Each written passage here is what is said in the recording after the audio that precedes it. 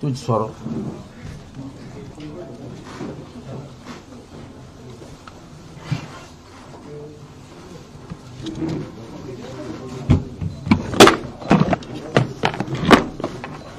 Good afternoon camera আসো না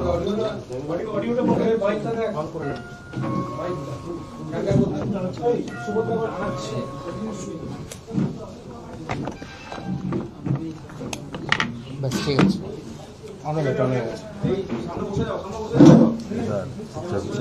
বোতল এসেছে তিনটারই মতো কোন কোন কোম্পানি একটা আছে ওয়াকা খন্দিকার মুন্সিয়াব একটা আছে সিজন আলী সাহা আর একটা আছে কেরিম বক।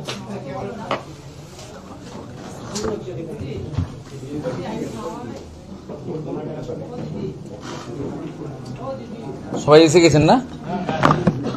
3টে বাজে এক মিনিট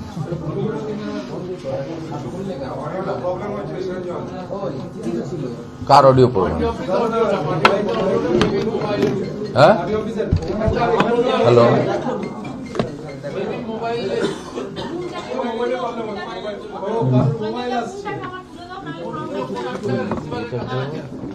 কালকে মমতা ছড়িয়েছে এই তো ঠিক অনেকগুলো কপি করা দিব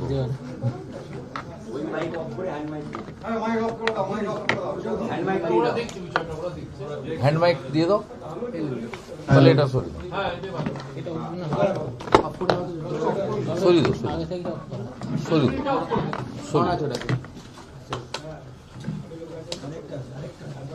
শুরু করি। 3টে বাজে। আপনাদের সবাইকে শুভ বিকাল জানাচ্ছি। একটি গুরুত্বপূর্ণ বিষয় নিয়ে এখানে আমি বিরোধী দলনেতা হিসেবে আপনাদের সঙ্গে মিলিত হয়েছি। আমার সাথে আমাদের সতীর্থ আপাজ ভাই এবং কাসেম ভাই আছেন, এছাড়াও 3জন আমাদের 3জন মতোয়ালি আছেন যারা ওয়াকফ প্রপার্টিতে যারা কাস্টোডিয়ান মতোয়ালি 3জন আছেন মুর্শিদাবাদ থেকে, এবং আমাদের আইটি আমাদের ইনচার্জ জয় মল্লিক আছেন, এবং আপনাদের সকলকে আমাদের media incharge Tusharkanti Ghosh inform করেছেন যে 3টের সময় আমরা মিলিত হব। মমতা বন্দ্যোপাধ্যায়ের মিথ্যাচার এবং পশ্চিমবাংলায় মানুষকে বিভাজিত করে ভোট ব্যাংকের রাজনীতি এবং নিজের এবং সাকরেদদের চৌর্যবৃত্তির মধ্য দিয়ে এই রাজ্যকে যতটা সম্ভব রসাতলে পাঠানোর যে তার প্রচেষ্টা উদ্যোগ, এটা বারে বারে গত কয়েক বছর ধরে আপনারা সবাই দেখেছেন। কখনো সিএ কে এনআরসি বলা, কখনো এসআইআর কে এনআরসি বলা, কখনো ওয়াকফ অ্যামেন্ডমেন্ট বিল তার উদ্দেশ্য লক্ষ্য তার বিরুদ্ধে ক্যাম্পেইন করা, এবং সর্বোপরি পার্লামেন্টের উভয় কক্ষে পাস হওয়া ভোটার সংখ্যাধিক্যের ভিত্তিতে রাষ্ট্রপতি মহোদয়ার অনুমোদিত আইনে রূপান্তরিত হওয়া রুলকে পশ্চিমবাংলায় বিভ্রান্তি করার মধ্য দিয়ে তিনি বারে বারে তার মিথ্যাচার প্রমাণ হয়েছে। এবং সর্বশেষ মিথ্যাচার হলো কোচবিহারে দাঁড়িয়ে তিনি বলেছেন যে তার কয়েকদিন আগেও আবার একটি সভাতে তিনি গেছিলেন, সেখানে দাঁড়িয়ে বলেছেন যে আমি কোনো ধর্মীয় প্রপার্টি দখল করতে দেব না। এর আগে বলেছিলেন আইন কার্যকর করতে দেব না, এখন বলছেন দখল বা বিহাত করতে দেব না। কারণ উনি মনে করছেন যে উনি চিরদিন এখানে থাকবেন। কিন্তু তিনি কত বড় সর্বনাশটা করেছেন আমি আপনাদেরকে তার সুনির্দিষ্ট তথ্য কাগজ ডকুমেন্ট প্রথমে বলে নিচ্ছি।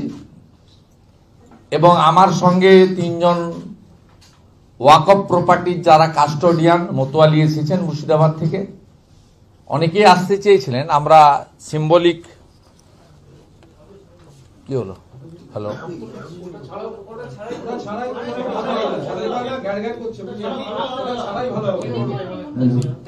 হ্যাঁ পাচ্ছেন,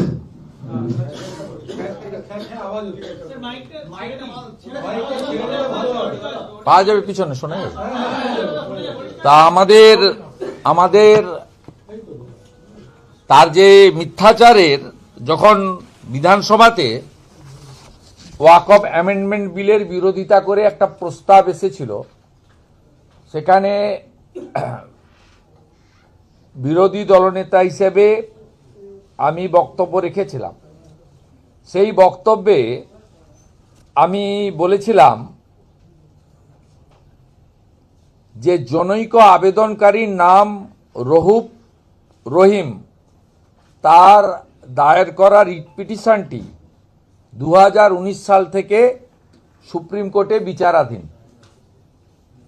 কেন্দ্রীয় সরকার তার মাইনরিটি অ্যাফেয়ার্স ডিপার্টমেন্ট সমস্ত রাজ্যের প্রতিনিধিদের নিয়ে, স্টেক হোল্ডারদের নিয়ে কিন্তু বারে বারে মিটিং করেছেন।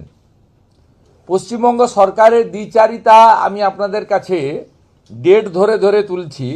পশ্চিমবঙ্গ রাজ্যের প্রতিনিধি সংখ্যালঘু কল্যাণ দপ্তরের অতিরিক্ত সচিব জনাব এম এনাউর রহমান, সিও জনাব মোহাম্মদ আহসান আলী, লখনৌতে 24/7/2023, দিল্লিতে 7/11/2023 এই দুটি মিটিংয়ে তারা অ্যাটেন্ড করেছেন। এবং এই দুইটি মিটিংয়ে যে নোটস, মিনিটের যে রেজুলিউশন, তাতে একটা আপত্তি নেই, একটা বক্তব্য নেই। মোট এই সংক্রান্ত মিটিং হয়েছে 4টে। পশ্চিমবঙ্গ সরকার প্রতিনিধিত্ব করেছে দুটো মিটিংয়ে, এনাউর রহমান এবং মোহাম্মদ আহসান আলী, আর দুটোতে পশ্চিমবঙ্গ সরকার প্রতিনিধিত্ব পাঠাননি। আর যে দুটো মিটিংয়ে প্রতিনিধিত্ব পাঠিয়েছিলেন, সেই মিটিংয়ে তারা কোনো বক্তব্য, আপত্তি নথিভুক্ত করেননি। এটা গেল এদের যে দ্বিচারিতা, ভণ্ডামি মমতা বন্দ্যোপাধ্যায়ের, এবং মুসলিম ভোট নিয়েই কার্যত উনি ক্ষমতায় আছেন।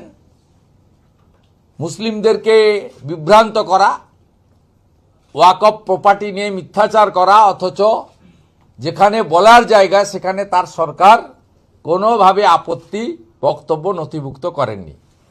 এরপরে আপনারা জানেন যে তিনি মিছিল মিটিং করেছেন, তার লোকেরা মিছিল মিটিং করেছে।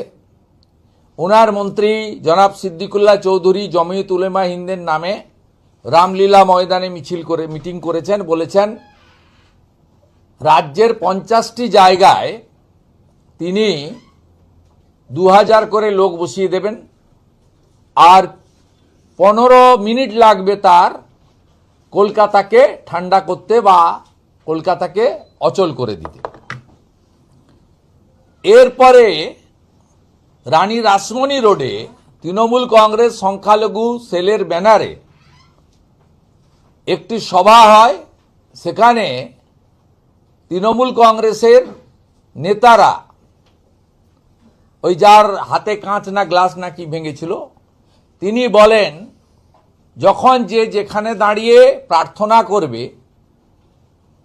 সেই জায়গাটাই ওয়াকফ প্রপার্টি হয়ে যাবে। এটা আপনারা দেখিয়েছেন। এবং সেখানে জনাব ফিরহাদ হাকিম থেকে শুরু করে কত বড় বড় ডায়লগ, গরম গরম ডায়লগ। তার ফলশ্রুতিতে কি হয়েছে? মোথাবাড়িতে সাম্প্রদায়িক হিংসা হয়েছে, 68টা দোকান লুট হয়েছে। তার ফলশ্রুতিতে কি হয়েছে? ধুলিয়ান শামশেরগঞ্জ, সেখানে আগুন জ্বলেছে, 10টা হিন্দু প্রধান গ্রাম, সর্বস্ব লুট হয়েছে, হরগোবিন্দ দাস, চন্দন দাস খুন হয়েছে। এবং ভারতবর্ষের মধ্যে স্বাধীনতার পরে ভারতবাসীর পলায়ন লোক দেখেছে, মূলত হিন্দুদের পলায়ন লোক দেখেছে বৈষ্ণবনগরে। এই ফলাফল এইসব হওয়ার পরে মুখ্যমন্ত্রী মুর্শিদাবাদে যান। সেখানে তিনি বলেন যে ওয়াকফ অ্যামেন্ডমেন্ট বিল আমরা পশ্চিমবঙ্গে কার্যকর করতে দেব না। দিল্লির সরকার এনেছে, বিজেপি এনেছে, যান দিল্লিতে গিয়ে আন্দোলন করুন, এখানে কোনো আন্দোলন হবে না। এবং তিনি বলেন এখানে আন্দোলন করলে আমার থেকে বড় শত্রু কেউ হবে না। গরম গরম ডায়লগ, কারণ তিনি প্যাঁচে পড়েছিলেন ধুলিয়ান শামশেরগঞ্জের পরে। হাইকোর্টের ডিভিশন বেঞ্চের ইন্টারফারেন্স, সেন্ট্রাল প্যারামিলিটারি ফোর্সের ডিপ্লয়মেন্ট এবং এনআইএ তদন্ত চেয়ে পরিবারগুলো যখন গেছে, তিনি তখন বুঝেছেন উনার দুর্নীতিগ্রস্ত নেতারা, যারা ধর্ম এবং সম্প্রদায়কে ব্যবহার করে ভোটে জেতেন, মূলত মুসলিমদের ভোটে মিথ্যাচার করে, বিজেপিকে হিন্দুদের পার্টি বলে তকমা লাগিয়ে দিয়ে, সেই লোকেরা বিপদে পড়বে এনআইএ হলে। তাই তিনি ওখানে গিয়ে গরম গরম ভাষণ দিয়ে বলেন দিল্লি চলে যান।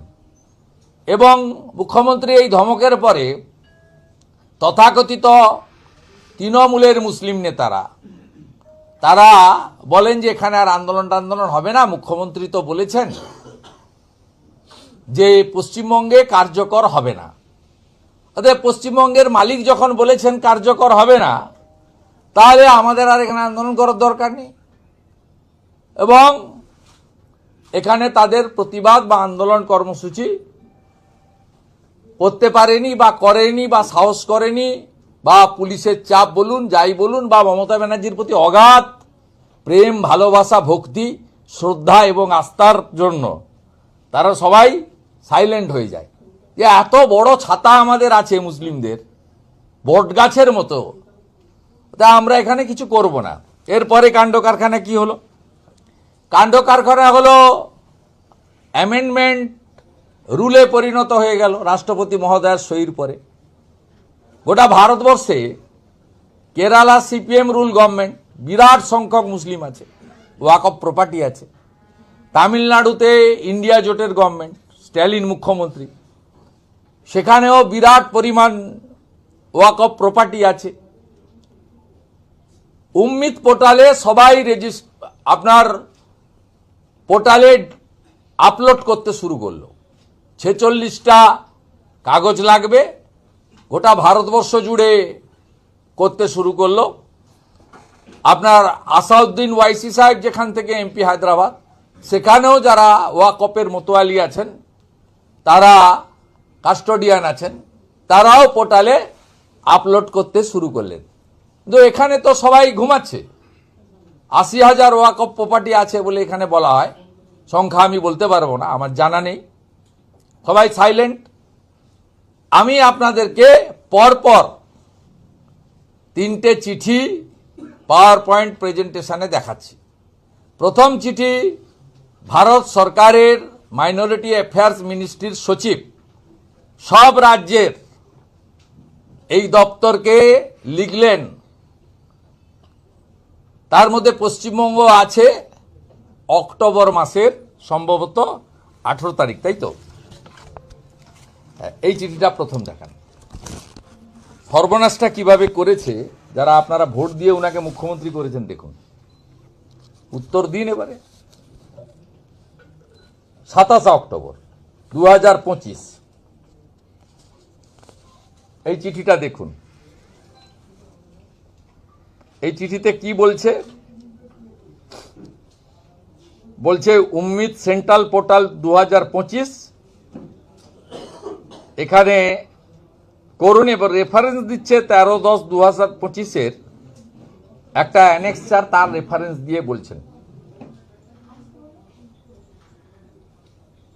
দেখলেন? এরপরে সব রাজ্য তড়িৎ গতিতে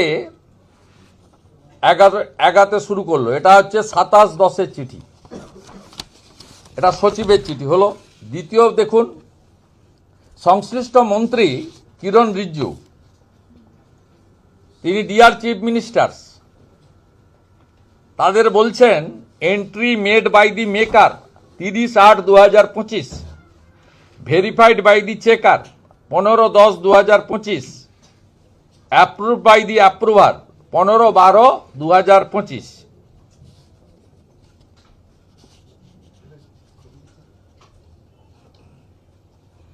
দেখুন, ইনি ঘুমাচ্ছেন সাইলেন্ট, আমাদের মাননীয় মুখ্যমন্ত্রী সাইলেন্ট। 18ই অক্টোবর। এরপরে এটা আগেরটা ছিল 27-10 সচিব, 18-11 মন্ত্রী। এরপরে ঘুমাচ্ছেন, 4 মাস চলে গেছে। এটা হচ্ছে কিন্তু মে মাস থেকে, মে 2025 থেকে এটা হচ্ছে, রুল তৈরি হয়ে যাওয়ার পর থেকে ঘুমাচ্ছেন মুখ্যমন্ত্রী। কারণ তো উনি সব, তো সংবিধানের মালিক উনি, রাষ্ট্রপতি উনি, প্রধানমন্ত্রী উনি সব পশ্চিমবঙ্গের। অতএব উনি যখন চাইবেন না, হবে না। কোন আইন থোড়াই কিয়া হলো। এরপরে ওনার ঘুম ভাঙলো। উনি পিবি সেলিমকে বললেন যে এখানে তো ওয়াকফ প্রপার্টি মতোয়ালিরা সব বিপদে পড়বে, সব আনঅথরাইজ হয়ে যাবে 6-12 থেকে। অতএব 27 অক্টোবর পিবি সেলিম যে চিঠি আপনাদের কাছে আছে, আপনি চাইলে আমি দিয়ে দেব, সেই চিঠিতে সব ডিএমদের বলা হলো তাড়াতাড়ি করে 5-12-র মধ্যে উম্মিদ পোর্টালে আপলোড করো। ইতিমধ্যে ভেরিয়াস অর্গানাইজেশন উম্মিদ পোর্টালে ডেট এক্সটেনশন করার জন্য সুপ্রিম কোর্টে গেছিল। সুপ্রিম কোর্টে ডেট এক্সটেনশনের বিষয়ে কি অর্ডার হয়েছে আপনারা জানেন। ডেট এক্সটেনশন হয়নি। এবারে লাস্ট চিঠিটা খুব দেখে নেন, 4-12-2025। Deer madam sir, Ram Singh, joint secretary, তিনি পরিষ্কারভাবে বলে দিচ্ছেন যে আই উড, লাস্ট 5 নম্বর পয়েন্টটা বলছি আমি, আপনাদেরকে ফটোকপি নিয়ে এসেছি, দিয়ে দেব। I would therefore urge you to personally review the progress in your state/UT and issue necessary instruction to the officials of concerned department and Waqf board to ensure that the entire exercise is completed within the stipulated time frame, as uploading of the existing Waqf details on Ummid Central Portal shall be closed on 6-12-2025, 23:59 রাত্রি 12টা, তার আগে 1 minute আগে। This is the letter.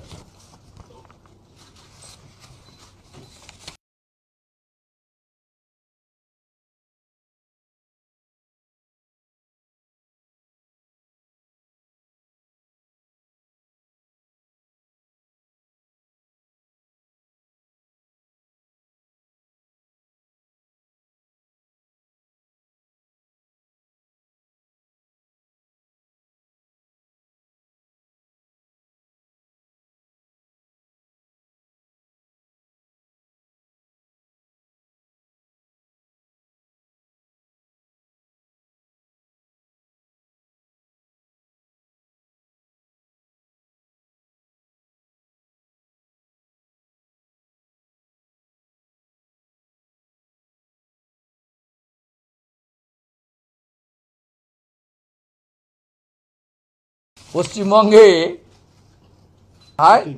তাদের properly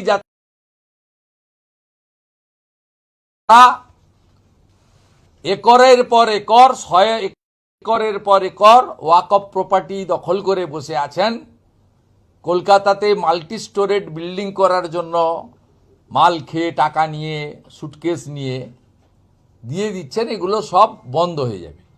সে তো বিলের উদ্দেশ্য ছিল, কিন্তু পশ্চিমবঙ্গের ওয়াকফ প্রপার্টি 6/12 পরে যারা 46টা ডকুমেন্টস দিয়ে যারা নথিভুক্ত করতে পারল না, তাদেরকে এবারে লিগ্যাল ব্যাটেলে যেতে হবে। এর জন্য দায়ীকে মুসলমানদের ভোটে নির্বাচিত তৃণমূল কংগ্রেস সরকার, তার মুখ্যমন্ত্রী। যে মুখ্যমন্ত্রী 2021 সালে শতকরা 92% পোল মুসলিম ভোটের পেয়েছিলেন, যে মুখ্যমন্ত্রী বা তার দল 2024 লোকসভা ভোটে পোল মুসলিম ভোটের 91% পেয়েছিলেন, যিনি রেড রোডে প্রার্থনাতেও যোগ দেন, দুর্গাপূজাতে হিজাব পরেও যান, পার্ক সার্কাসে ইফতারেও যান, এগুলি যে সব লোক দেখানো একটা ভণ্ড, ভোটের জন্য মুসলিমদেরকে ব্যবহার করেন, মুসলিমদেরকে উত্তেজিত করে কখনো সিএএ কে এনআরসি, কখনো এসআইআর কে এনআরসি, কখনো ওয়াকফ অ্যামেন্ডমেंट बिल नहीं मानूंगा, नहीं चलूंगा, बंगाल में नहीं होगा, दीदी है ना। তিনি আজকে পশ্চিম বাংলায় নিবন্ধীকৃত ওয়াকফ প্রপার্টি যেগুলো উম্মিত পোর্টালে এলো না, তাদের বাকিটাকে তিনি নিজেই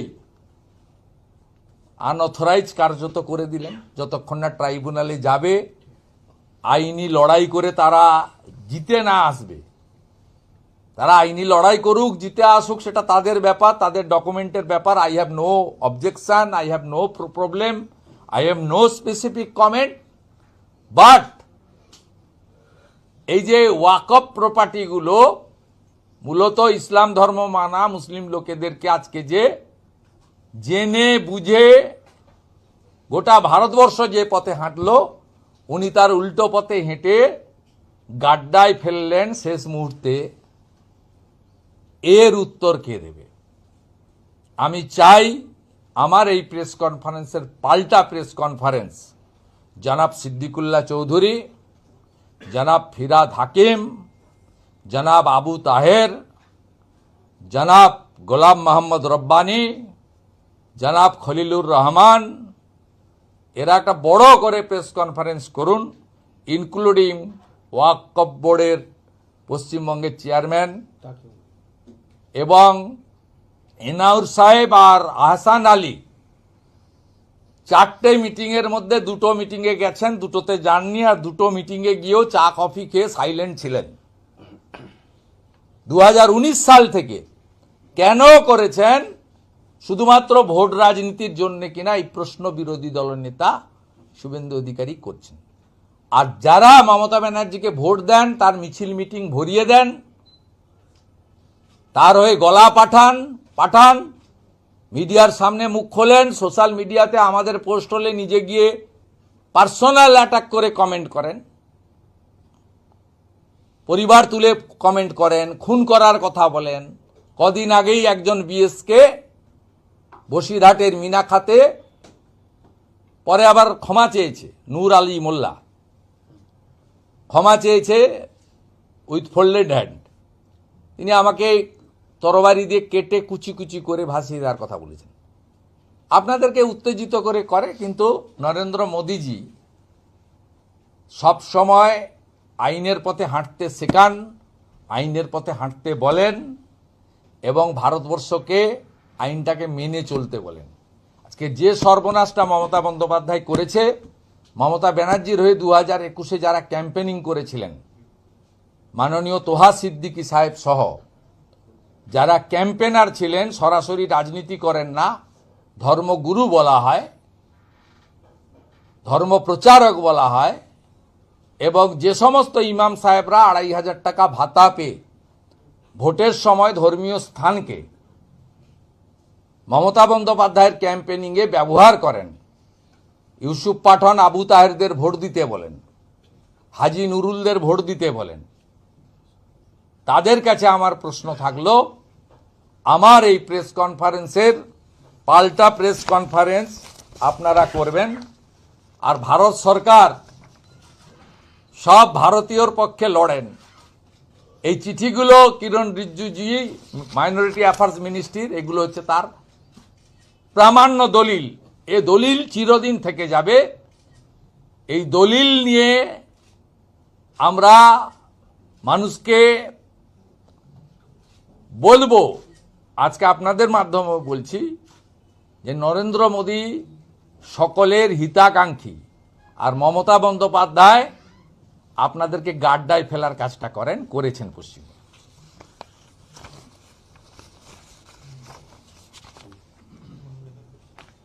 গতকাল কুচবিহারে মুখ্যমন্ত্রী অনেক মিথ্যে বলেছেন, তার মধ্যে দুটো উত্তর আমি সোশ্যাল মিডিয়াতে দিয়েছি।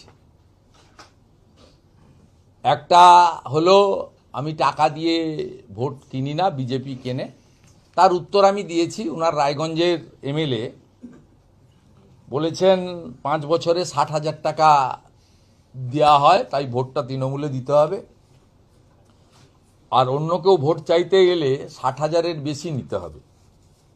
অতএব মহিলাদের ভোটের মূল্য 5 বছরে 60,000 টাকা নির্ধারণ করে দিয়েছেন ওনার দলের এমএলএ। তা কালকে আমি সোশ্যাল মিডিয়াতে দিয়েছি। আরেকটা দিয়েছি মানরেগা নিয়ে তিনি একটা চিঠি ছিঁড়েছিলেন। এই চিঠিটা আমি আপনাদের কাছে আজকে প্রকাশ করে দিচ্ছি 6 ডিসেম্বর হাইকোর্ট সুপ্রিম কোর্টের অর্ডারে। এই চিঠিটা মানরেগার ভারত সরকারের চিঠি, এইটা কালকে উনি ছিঁড়েছিলেন। পরে বুঝেছেন যে মন্ত্রগুপ্তির শপথ নিয়ে চিঠি ছেঁড়াটা মনে হয় ইস্যু হয়ে যেতে পারে, বলছেন না আমার বক্তৃতাটা আমি ছিঁড়লাম, ওই চিঠিটাই ছিঁড়েছেন। উনি মন্ত্রগুপ্তি মানেন না। উনি ইলেকশন কমিশনকে চিফ মিনিস্টার প্যাডে এসআইআর নিয়ে যে চিঠিগুলো দিয়েছেন, ওটা চিফ মিনিস্টারের প্যাডে লেখা যায় না, ওটা ওনার দলের প্যাডে লেখা যায়। উনি দলের নেত্রী, সভানেত্রী হিসেবে লিখতে পারেন, কিন্তু কখনোই চিফ মিনিস্টারের প্যাড ব্যবহার করা যায় না। তাই উনি এগুলো করেন, প্রতিনিয়ত করেন। সিস্টেম, ডেকোরাম, সংবিধান, মন্ত্রগুপ্তি, এগুলো তিনি ভায়োলেশন করেন, এটা সবাই জানে। কালকের এই চিঠি 6 তারিখের চিঠি, ভারত সরকার বলেছিল যে আমাদের হিসাব দিন, আপনি বাজেট দিন, হিসাব দিন, আমরা কাজ চালু করতে চাই। এই চিঠিতে এমন এমন বিষয় রয়েছে যে বিষয়গুলো ওনার খুব পক্ষে সমস্যা হচ্ছিল চুরি করতে।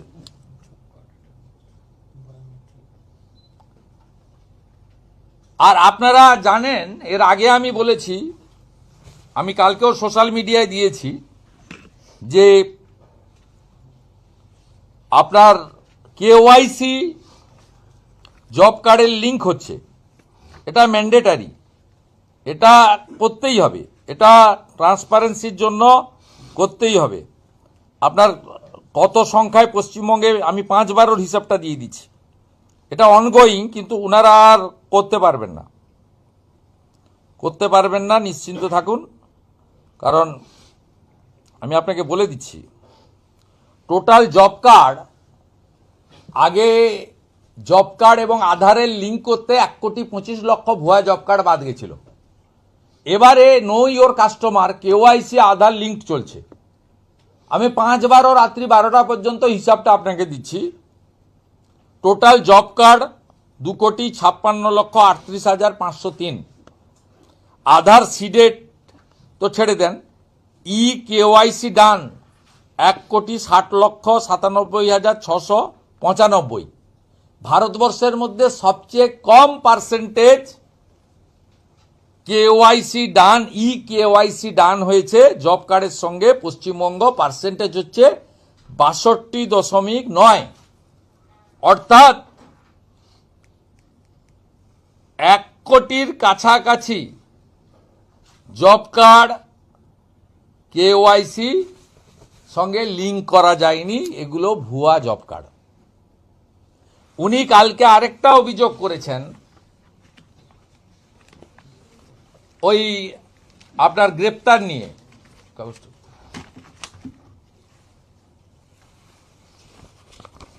উনি আনন্দ বর্মনের পরিবার নিয়ে একটা অভিযোগ করেছেন না, আনন্দ বর্মন পরিবারের লোকজনকে সিবিআই আটকে রেখেছে, সম্পূর্ণ ফলস, মিথ্যা কথা তো অহরহ বলেন। ওনার পর্দাটা ফাঁস করা দরকার আছে। উনার পুলিশই মৃত্যুঞ্জয় বর্মনকে গুলি করেছিল কালিয়াগঞ্জে। তিনিও রাজবংশী বর্মন পরিবারের। আনন্দ বর্মনের ভাই শীতলকুচি থানায় 12 জনের বিরুদ্ধে অভিযোগ দায়ের করেন। তার মধ্যে নিত্যানন্দ বর্মন এবং সুভাষ বর্মন 10 এবং 11 নম্বরে আছে। এরাই 11 পাঠ করেছিল, এরাই জেলে আছে। এই দুজনের নাম সিবিআই চার্জশিটেও দেওয়া আছে। Case number 37/2021। কে একটা উঠে এসে তোলাবাজ বলে দিল উনাকে কানে কানে, উনি সঙ্গে সঙ্গে আরম্ভ করে দিলেন। কত বড় মিথ্যা কথা। In custody Subhash Barman, Nityananda Barman, Karim Mia, Bulu Mia. Enjoying bail Tapan Barman, Dineshwar Barman, Abu Bakas Mia. Rest আর অ্যাবসকন্ডিং, নেই, তাদের খুঁজে পাওয়া যাচ্ছে না। This is the chargesheet submitted in court. এটা পাবলিক ডোমেনে আছে। দেখুন কত বড় মিথ্যা কথা। ইনি যখনই বেরোন এইসব মিথ্যা কথা বলতে বেরোন, প্রত্যেকটা ধরে ধরে উনাকে প্রাক্তন না করা পর্যন্ত সব মিথ্যা কথা যখন বলবেন, যা বলবেন 24 ঘন্টার মধ্যে ধরে ধরে উত্তর দেওয়ার কাজটা ভারতীয় জনতা পার্টি করবে, বিরোধী দলনেতা করবে। এটা ভালো করে শুনে রাখো। বলছি যে 6 তারিখের মধ্যে অমিত পোর্টালে যেগুলো ওঠেনি, তো 26-এ যদি সরকার পরিবর্তন হয়, বিজেপি আছে, তখন কি তারা এটা গোটা দেশের আইন, এবং সুপ্রিম কোর্টে অনেকগুলো সংস্থা গেছিল এক্সটেনশনের জন্য, এক্সটেনশন হয়নি। অপশন যেটা আছে ট্রাইব্যুনালে যেতে হবে। এখানে তো রাজ্যে ট্রাইব্যুনালের ফরমেশনই মুখ্যমন্ত্রী করেননি। ইসি যেগুলো আছে সেগুলো একটাও চাইলেও অনুমোদন করা যায়, ঢোকানো যায়নি, এগুলো সব ব্যাহত হ্যাঁ? হবে। আমরা ফেডারেল স্ট্রাকচারে বিজেপি রাজ্য সরকার এলে 21টা রাজ্যে বিজেপি সরকার যে রুল ফলো করছে, পশ্চিমবঙ্গ আগামী দিনে বিজেপি সরকার সেই রুল ফলো করবে। পশ্চিমবঙ্গের জন্য আলাদা কোনো রুল হবে না।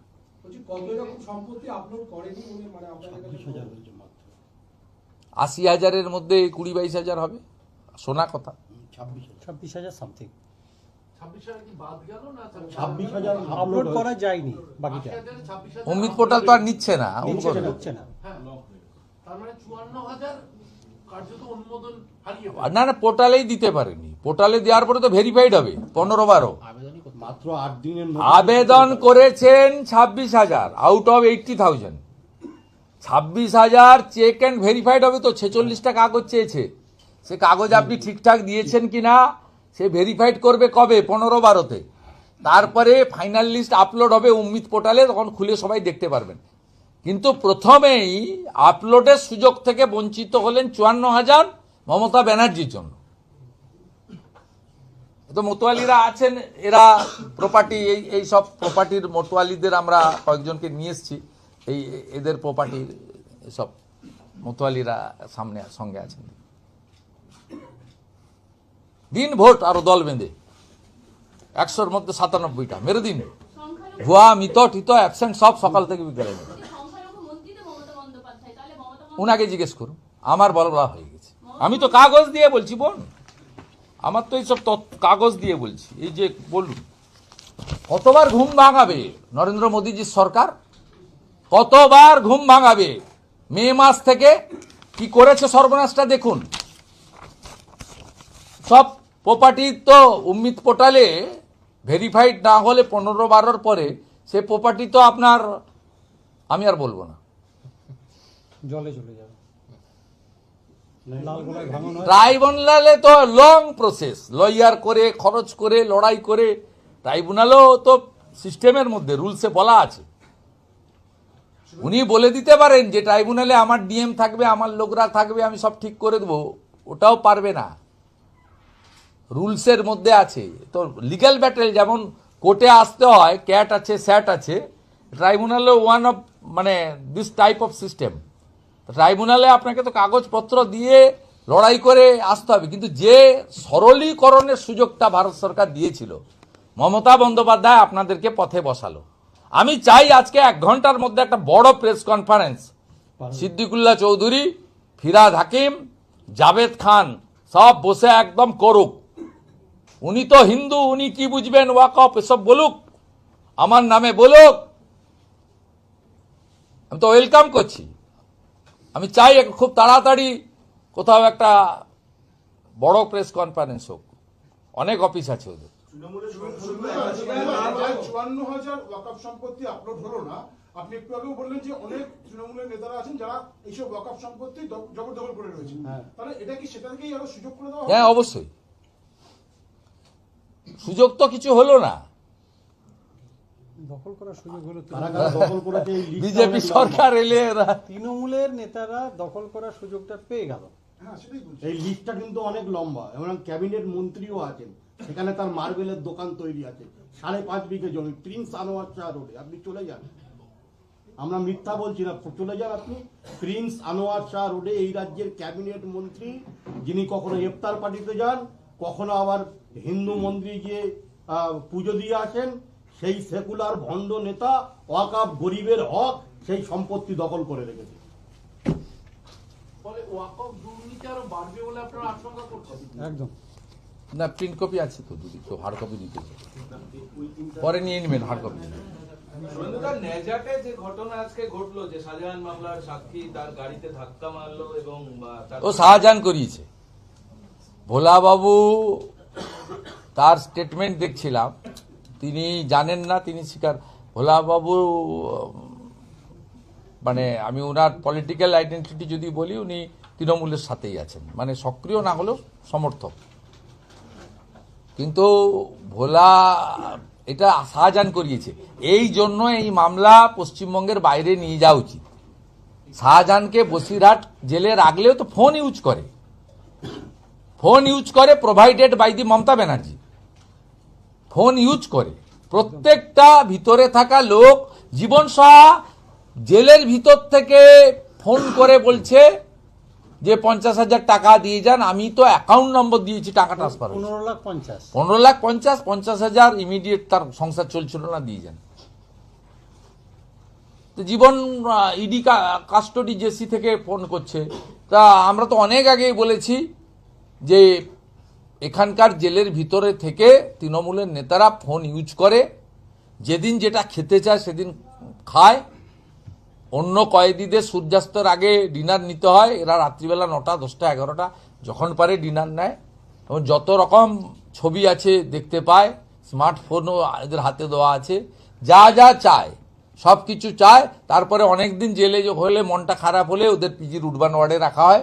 পিজির উডবান ওয়ার্ডেও যদি মন খারাপ হয়ে যায়, তাহলে ওদেরকে প্রাইভেট নার্সিংহোমে, হসপিটালে নিয়ে যায়, যেমন পার্থকে নিয়ে গেছিল রবীন্দ্রনাথ টেগোর না কি হসপিটাল আছে, আর এন টেগোর, সেই একই ব্যাপার, নিয়ে যায়। অতএব এখানে এই রাজ্যে এই কারণে সিবিআইকে আমি ধন্যবাদ দেব যে পোস্টপল ভায়োলেন্সের 18টা মামলা তারা সুপ্রিম কোর্টে গেছে পশ্চিমবঙ্গের বাইরে নিয়ে যাওয়ার জন্য। অনেক পরে সিবিআইয়ের কিছুটা হলেও ঘুম ভেঙেছে। 18টা মামলা পোস্টপল ভায়োলেন্সের সুপ্রিম কোর্টে রেখেছে। কবে উঠবে সুপ্রিম কোর্ট, কি করবে, ইটস নট মাই সাবজেক্ট।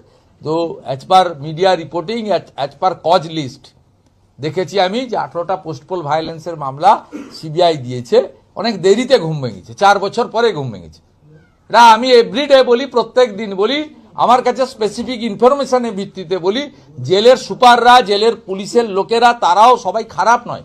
তারা বেরিয়ে এসে অন্য ফোন থেকে আমাকে জানান যে দাদা ফোন ইউজ করছে, স্যার ফোন ইউজ করছে। ওখানে ফোন পাল্টে দেওয়া হচ্ছে, ফোন ওখান থেকেই রিমোট কন্ট্রোল করছে। দে আর নোটোরিয়াস ক্রিমিনাল। শাহজাহানকে পশ্চিমবঙ্গের জেলে রাখলে ভোলা ঘোষরা যে কোনো দিন মারা যাবে। আজকে তার ছেলে গেছে শুনেছি আমি, সত্যি মিথ্যা জানি না, ড্রাইভার গেছে শুনেছি আমি।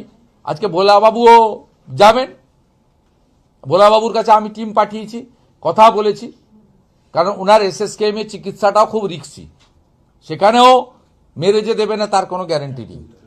তাকে মুকুন্দপুরে প্রাইভেটে শিফট করা উচিত। এদের বিশ্বাস করা যায় না। এরা এই যে পিসিএন্ড ভাইপো কোম্পানি, এরা এত পাওয়ার হ্যাঙ্কারিং, এরা যা খুশি করতে পারে, যা খুশি করতে পারে ক্ষমতার জন্য। হুমায়ুন কবির বলছেন যে নন্দীগ্রামে ক্যান্ডিডেট দেবেন, ভবানীপুরে ক্যান্ডিডেট দেবেন। সাবজেক্টে ভোলানাথ ঘোষের বড় ছেলে অভিযোগ করছেন মাঝে মধ্যেই ভয় দেখাতো শেখ শাহজাহান, হুমকি দিতেন নেজার পঞ্চায়েত সমিতির সভাপতি ও সহসভাপতি।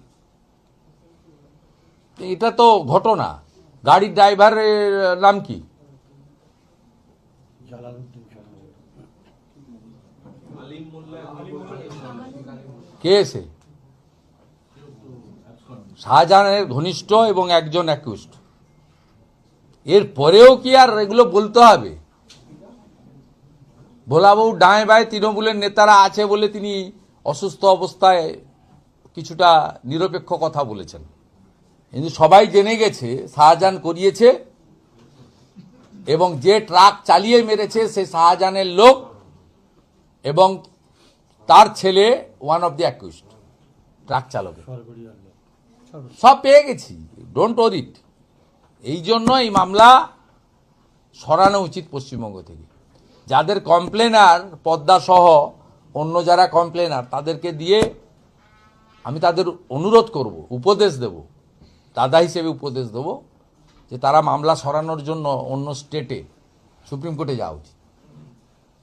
বলছি হুমায়ুন কবির আজকে একটু আগে বলছে যে আপনার এগেইনস্টে ক্যান্ডিডেট দেবে, মমতা ব্যানার্জির এগেইনস্টেও ক্যান্ডিডেট দেবে, এবং ওয়াকফ নিয়ে মমতা বন্দ্যোপাধ্যায় যেভাবে মুসলমানদের লেলিয়ে দিয়েছিলেন সেটা মমতা বন্দ্যোপাধ্যায় বুঝেও তারপরে মুসলমানদের সঙ্গে বিশ্বাসঘাতকতা করলেন, সেই জন্য তার এই দলবদল ইত্যাদি ইত্যাদি। তা আমি তার দল বদল নিয়ে, মুসলিমদের নিয়ে আমি কিছু বলবো না, সেটা ওনার ব্যাপার, উনি বলবেন।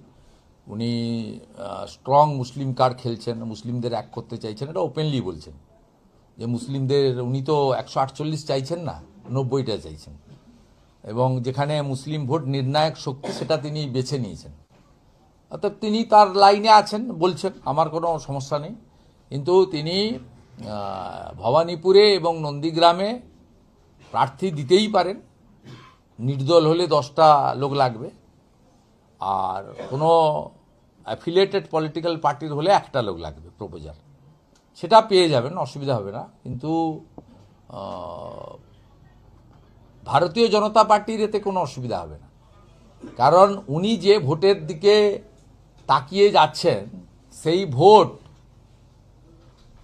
2021-এর নির্বাচনে শোভনদেব চট্টোপাধ্যায় পেয়েছিল, তারপরে উপনির্বাচনে মমতা ব্যানার্জি পেয়েছিল, 2024 সালে মালা রায় পেয়েছিল, দেবশ্রী চৌধুরী পায়নি।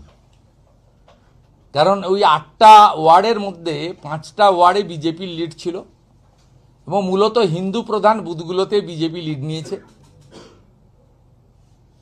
মোট 205টা বুথের মধ্যে অধিকাংশ বুথেই বিজেপির লিড ছিল, এবং সেটা হিন্দু প্রধান বুথ। মুসলমান প্রধান বুথগুলোতে 77 নম্বর 78 নম্বর ওয়ার্ডগুলোতে সেখানে তৃণমূল কংগ্রেস বাম্পার লিড নিয়েছে, এবং তৃণমূল কংগ্রেসের মুসলিম এলাকায় লিড ছিল 17,000, বিজেপির হিন্দু এলাকায় লিড ছিল 9,000, 8,000 ভোটের গ্যাপ হয়েছে। অতএব উনি উনার যে কোর ভোট, মুসলিম ভোট, সেটাকে নিতে চাইছেন। সেটা যদি সত্যিকারে তিনি পান, তাহলে বিজেপির সঙ্গে আসাউদ্দিন ওয়াইসি এবং হুমায়ুন কবিরের যে কম্বাইন্ড ক্যান্ডিডেট হবে, যা শুনছি, ম্যাচিওর করবে কিনা আমি জানি না, তার সঙ্গে হবে। তৃণমূল ইরেলিভেন্ট ফোর্স হবে। নন্দীগ্রামের ক্ষেত্রে যদি বলা যায়, আমি 1,10,000-এর কাছাকাছি ভোট পেয়েছি, এর মধ্যে মাত্র 400 ভোট মুসলিম ভোট, রাষ্ট্রবাদী মুসলিমরা আমাকে দিয়েছে, মাত্র 400। মীনাক্ষী বোন পেয়েছিলেন 6,200, যার মধ্যে 1200 ভোট মুসলিম ভোট ছিল, একটি মুসলিম বুথে সিপিআইএমের লিড ছিল নয়নান দাউদপুর গ্রাম পঞ্চায়েত।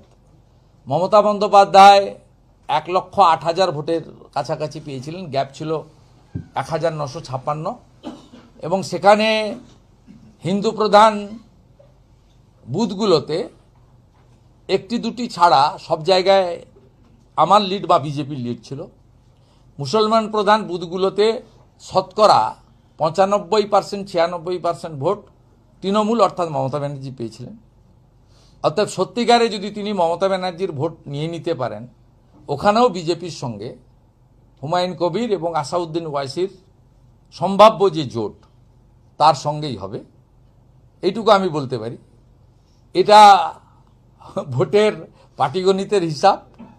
19, 21, 24 নির্বাচনের বুথভিত্তিক যে ফল, সেই ফলের বিশ্লেষণে আমি এটা বলতে পারি, বাকিটা ভবিষ্যৎ বলবে। টোটাল কতগুলো আসনে প্রভাব পড়বে?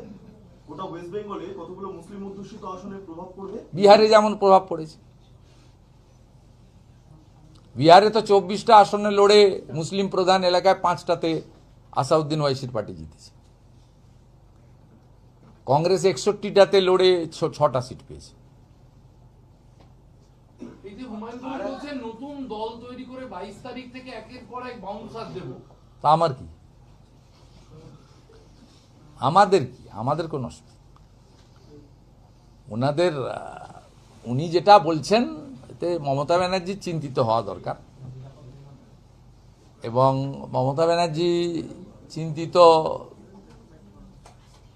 হয়ে কি করবেন তার বিষয়, আমাদের এখানে চিন্তা করার বিষয় নেই। আমরা চাই ত্রুটিমুক্ত ভোটার তালিকা, অবাধ গণতান্ত্রিক ভোট, সকলের জন্য নির্বাচনী প্রচার ময়দান, মানুষ নিজের ভোট নিজে দিক।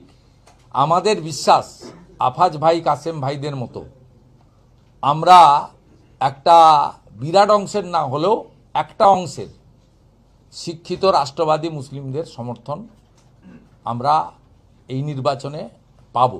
আমাদের রাজ্য সভাপতি শ্রমিক ভট্টাচার্য বারে বারে সে কথা বলছেন, এবং স্বাভাবিকভাবে আমিও আমার বক্তব্যের আগের বক্তব্যগুলোকে যে মিসকোট করেছেন অনেকে, তার ব্যাখ্যা আমি দিয়েছি যে আমি কোথাও বলিনি চাই না, আমি বলেছি পাই না।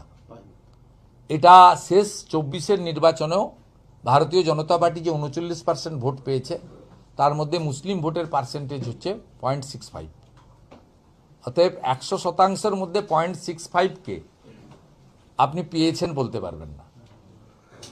আর আমরা কোনোদিনই বলিনি চাই না। ভারত মাতা কি জয়, জাতীয় সঙ্গীতকে মর্যাদা, বন্দে মাতরম বলা, দেশকে সম্মান করা, পাহেলগামের মতো ইনসিডেন্ট হলে একসঙ্গে জঙ্গিদের বিরুদ্ধে লড়াই করা, অপারেশন সিঁদুর হলে দেশের পতাকা নিয়ে একসঙ্গে মাঠে নামা, এটা যে করবে তার সঙ্গে কেন বিরোধ থাকবে? আমার ধর্ম আমি পালন করব, ও ধর্ম উনি পালন করবেন। উনার ধর্মে আমি হস্তক্ষেপ করব না, আমার ধর্মে উনি হস্তক্ষেপ করবেন না।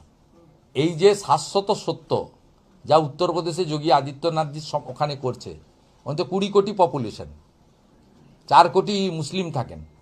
কোন মুসলিম শিক্ষা, স্বাস্থ্য, সরকারি উন্নয়ন এবং ধর্ম পালনের ক্ষেত্রে আঘাতপ্রাপ্ত হচ্ছে? মাফিয়া, জঙ্গি, গুন্ডা, ধর্ষক, তাদের বিরুদ্ধে লড়াই করছে সরকার। এখানেও একইভাবে মাফিয়া, গুন্ডা, ধর্ষক, জঙ্গি, দেশবিরোধী, ভারতের থেকে ভারতের খেয়ে ভারতকে দুর্বল করার যারা চেষ্টা করবে, তাদের বিরুদ্ধে রাষ্ট্রবাদী সরকার তৈরি হলে তার সর্বাত্মক প্রতিবাদ, প্রতিরোধ এবং ব্যবস্থা, আইনি ব্যবস্থা হবে সংবিধানের মধ্যে থেকে। আইন কেউ হাতে তুলে নেবে না। খড়দায় বিএলওর বাড়িতে আক্রমণ, খড়দায় বিএলওর বাড়িতে রাতে আক্রমণ হয়েছে এবং যে অভিযোগ উঠে আসছে তাদের বাড়ির দরজা জানলা ভাঙচুর চলেছে। আপনাকে বলি, স্পেশাল অবজারভার, তারপরে আবার জয়েন্ট সেক্রেটারি পর্যায়ে ডিভিশনে অবজারভার আসার পরে এরা প্যানিকড হয়ে আছে। এরা সৎ নিষ্ঠাবান বিএলওদের উপর আক্রমণ করছে। এখন আপনি লেটেস্ট আজকে সকালবেলা খানাকুলের বিধায়ক সুশান্ত ঘোষ আমাকে বলেছে, গত কয়েকদিন ধরে মমতা ব্যানার্জির যে কিছু পায়েদাস ভিডিও রয়েছে মূলত 15, 16, 17, 18 সবাই না, একটা বড় অংশ ভুয়া ওবিসি সার্টিফিকেট, ফাঁকা খাতা দিয়ে এই শানু বক্সিদের মতো ভিডিও। এরা প্রথমে ওই প্রজেনিতে ঢুকেছিল বাবা মার নাম চেঞ্জ করে, ওইটা যখন ইলেকশন কমিশন ধরে ফেলে এডিট করাচ্ছে, অপশান দিয়েছে 11 তারিখ পর্যন্ত নিজের ভুল নিজে সংশোধন করো, নইলে বারুইপুরের বিএলও এই আরও অলরেডি শোকজ হয়েছে, তোমাদের অবস্থা হবে, শোকজ হবে, সাসপেন্ড হবে, এফআইআর হবে, বিহারের মতো ভুল করলে জেলেও যাবে। সেটা যখন ধরা পড়ে গেছে, আজকে সকালবেলা লেটেস্ট খানাকুল 2 এর ভিডিও, তিনি বিএলওদেরকে বলছেন প্রজেনিতে না করে এবারে সেলফে বাড়াও। কত 2 নম্বরই এদের, প্রতিটা ইঞ্চিতে ইঞ্চিতে। আমরা সাথে সাথে স্টেট অবজারভার, সিও এবং ইলেকশন কমিশনকে জানিয়ে দিয়েছি, এবং ভিডিও যে বিএলওদের বলেছে তারা প্রমাণ দিয়েই আমাদের জানিয়েছে, সেটা আমরা এক্ষুনি ডিসক্লোজ করছি না। আমি সতর্ক করছি, এই 1 শ্রেণীর ভিডিওকে আপনারা যে কাণ্ড কারখানা এখনো চালিয়ে যাচ্ছেন, আপনাদের কপালে কিন্তু দুঃখ আছে, আইনি পথে আপনাদের কপালে দুঃখ আছে।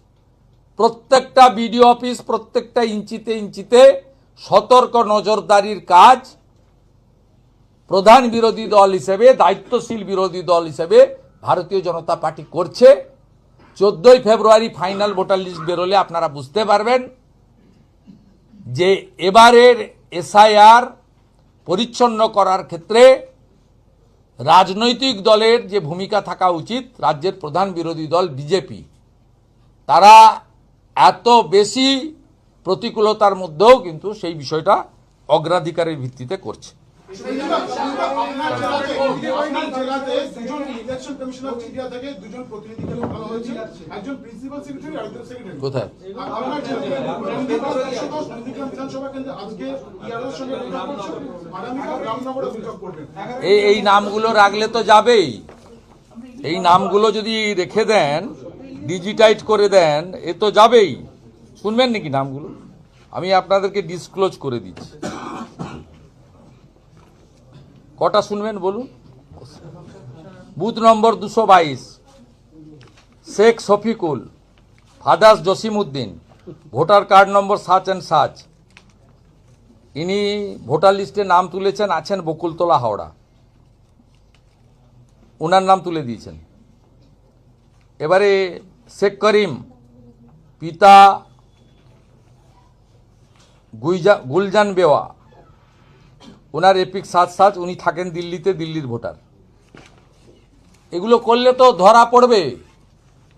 আমার তো পাড়ায় পাড়ায় লোক আছে, বিজেপির মুসলিম কর্মীরা পাঠাচ্ছে, তৃণমূলের বিক্ষুব্ধ মুসলিম কর্মীরা পাঠাচ্ছে,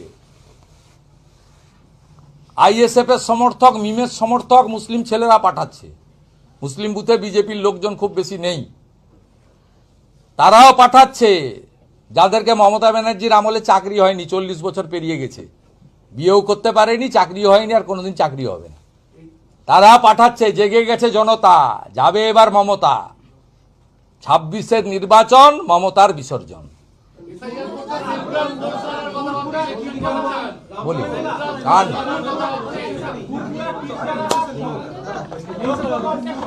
আগামীকাল পরিবর্তন সংকল্প যাত্রা, আগামীকাল পরিবর্তন সংকল্প সভা আছে উলবেড়িয়া উত্তরের আমতাতে। যথারীতি একমাত্র বিরোধী দলনেতার ক্ষেত্রে অনুমোদন হয় না, হাইকোর্টে যেতে হয়। এটি আজকে 98তম অর্ডার, 100 পূরণ হতে আর মাত্র 2টি বাকি। একটু আগে 2:30টার সময় কলকাতা হাইকোর্ট অনুমোদন দিয়েছেন। আগামীকাল সভা হবে আমতা ফুটবল গ্রাউন্ডে, উলবেড়িয়া উত্তর বিধানসভায়, পরিবর্তন সংকল্প সভা। কৃতজ্ঞতা জানাচ্ছি হাইকোর্টকে 98তম অনুমোদন দেওয়ার জন্য। সেঞ্চুরির খুব কাছাকাছি আমি চলে গেছি, অতএব সেঞ্চুরি পূরণ হয়ে যাবে কিছু। दादा शेख शाहजहां के मामले में जो विटनेस है वो एक्सीडेंट के कबल में आए हैं, 2 लोग मारे गए हैं, क्या